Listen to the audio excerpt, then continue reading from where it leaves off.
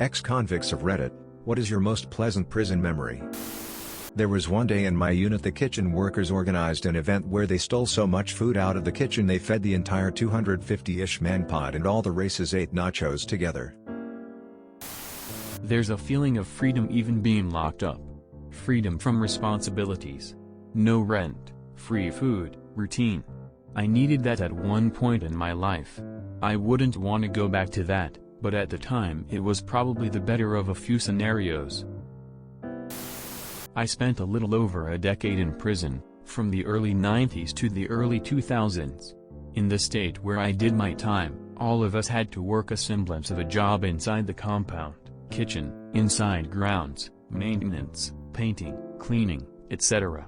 Being in a program of any kind, including education, counted as having a job, and thus had waiting lists to get into.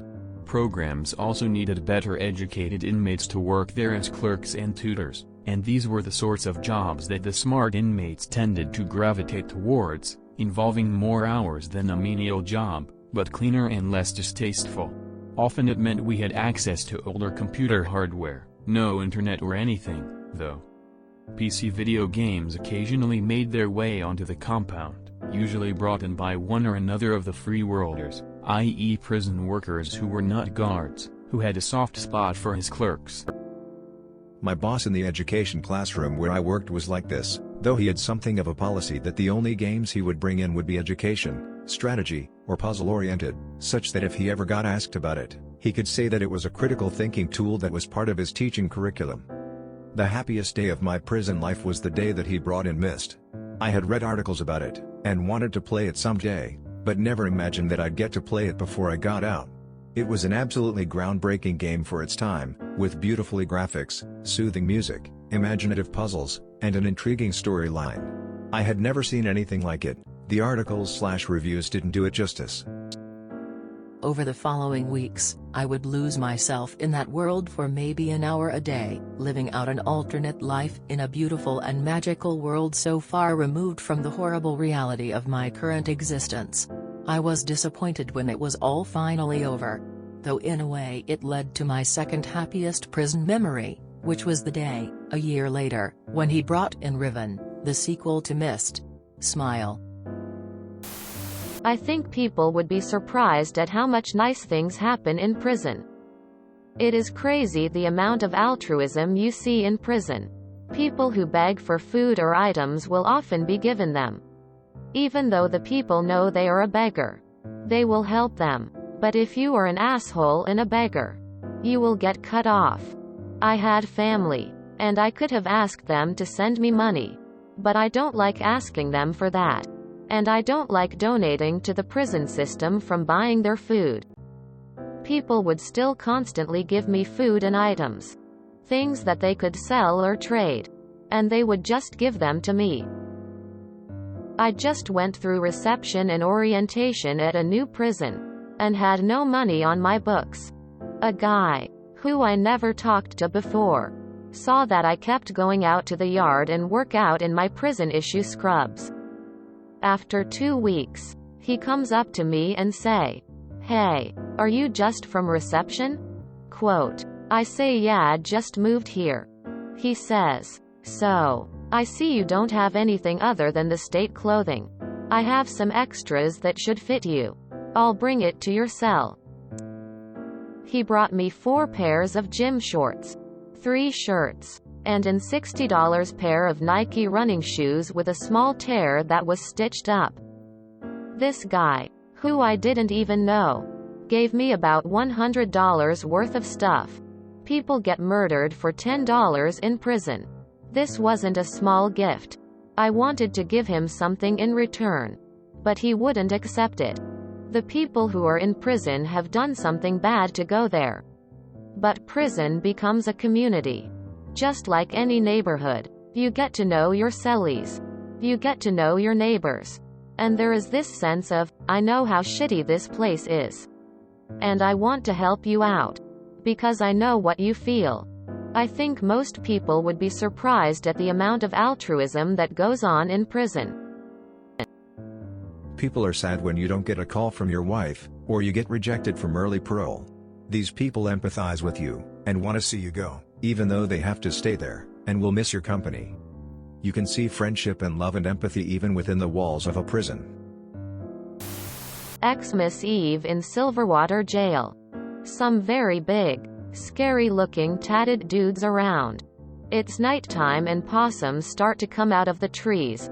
Dot and I witness these huge dudes feeding them honey on bread. Very gently. On my birthday, the guards let some of my fellow inmates throw me a birthday party, make cake out of foods from commissary, blown-up gloves for balloons, homemade birthday cards, and they even spent a few days, a couple decks of cards and few tubes of toothpaste to make their own Cards Against Humanity to play. Was a pleasant memory from a shitty time. I made a toilet wine version of D&D in there out of sheer boredom and was surprised to see how many people were really interested. I guess boredom reigns large, but still it was incredible to see a guy who in my eyes looked like a stereotypical gangster type get so much into our sessions. He'd constantly be badgering me about when we'd play next and always be super passionate. I was released quite quickly and I hope that he will retain this newfound passion. When I was a teenager, my dad was in prison. We would visit when we could. I remember I took a foil wrapper from an old school Hershey's bar and folded it into an origami rose. My dad took this rose and quietly called a very young guy who was visiting with his wife and gave him the rose to give to her. He explained that they got married just before he had to report for his sentence and that guys don't have anything they can give their wives as a romantic gesture. The young wife seemed so excited with that little foil chocolate-scented rose. It was a sweet, romantic gesture on my dad's part that I had never really seen. About 15 years ago, when I was released from prison, I had nothing to my name. Only my $40 gate fee. A dear friend of mine on the inside made sure I had clothes, shoes and a job to go to. Harold, if you're out there. Love you, bro. I was in CMC for 4 years. Had a job feeding the inmates in the hospital infirmary. I smoke a lot of weed all my life. Even being locked up, I had plenty of plugs. Long story short, I met an older gentleman who was very sick. I built a relationship with him knowing he didn't have much time left. And one day I decided to smoke him out and he told me that that was the nicest thing anyone has ever done for him in his 40 years being in the system. Sadly to say, he passed away shortly after. But I will always remember that one time we smoked out in the prison hospital and for a few hours felt that we were actually free. Rip George. Thank you for those memories. Folded hands. I have never laughed as hard as I have in prison. It's a very strange comedy as long as you're okay inside. Playing Monopoly and finding out that the get out of jail free cards had been removed. I can't pick between them, so I'll post two. 1. When I went in prison, I was lazy. Have been abusing drugs and alcohol pretty much consistently since I was 15. And enormously overweight. When I got there, I was 340 pounds and had never exercised in my life. One of the guys in my block who was in incredible physical shape pulled me to the side one day and asked if I wanted to live the rest of my life like that, and I told him no. He put me in with his workout crew.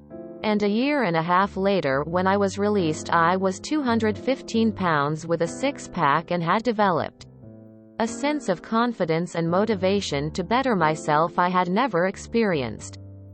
An NBSP. 2. There was an older guy in my block who have spent much of his life alone, living only with his dog up in the mountains. His neighbor deliberately killed his dog. So he followed him to the grocery store and blew his head off with a shotgun in the parking lot. I'm not going to argue with anyone about whether or not it was justified.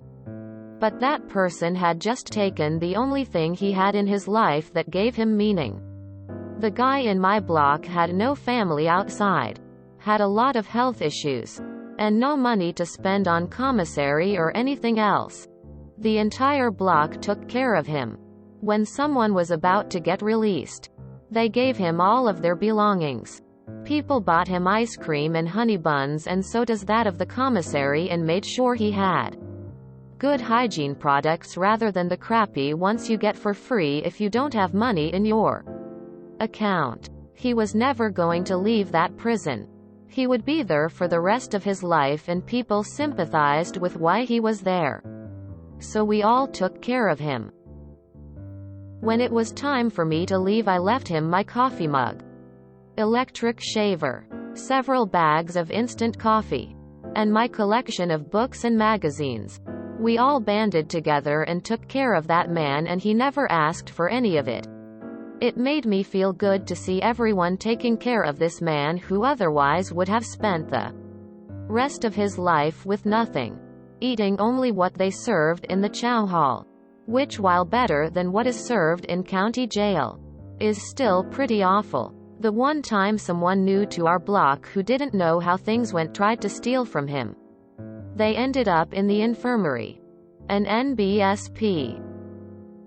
There were a lot of good men in there who didn't honestly deserve to be there, or at the very least, didn't deserve the lengthy prison since they have been given.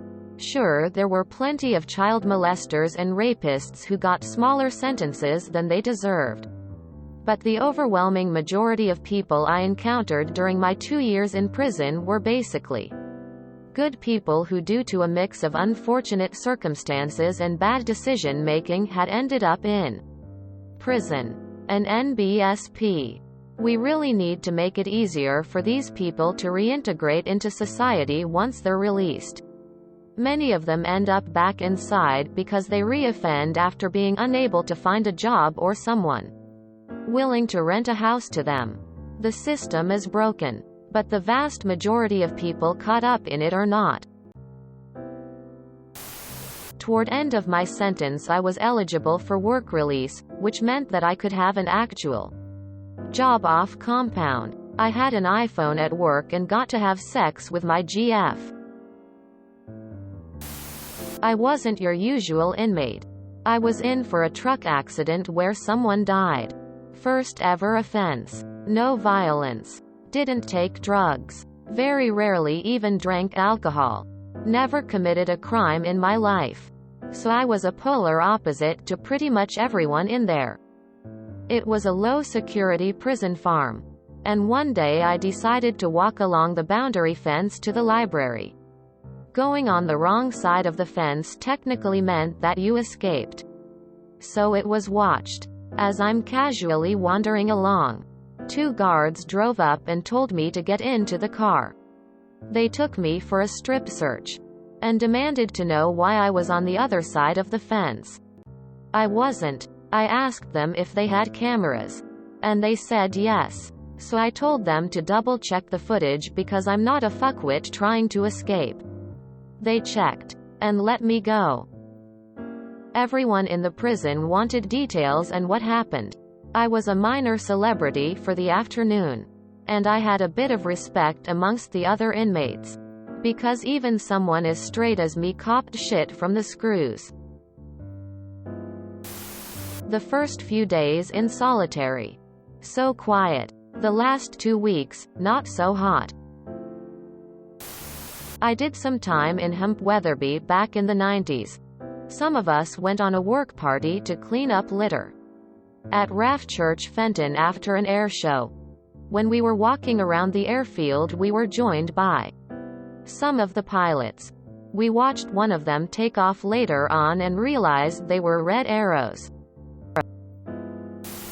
If you guys are interested, there's a prison podcast out of San Quentin called Ear Hustle that's really cool. The Christmas play at Huerfano County for the people of Walsenburg, CO. Known on the yard as Big Groovy, I was invited to participate. I played the Bumble. I had a custom-made white fluffy hoodied sweatsuit. The term buckethead from our Santa Claus kept me laughing for weeks. At the show, I actually made kids cry, scream, and run in terror. In the visiting room.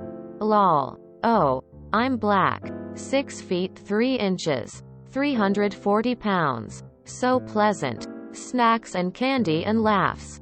I felt like a person instead of a convict. St. Paddy's Day one year. The guards were in a super good mood and let us get extra food and dessert. This was my best memory because usually the guards were super cold and aggressive, but for some reason they were really chill that day.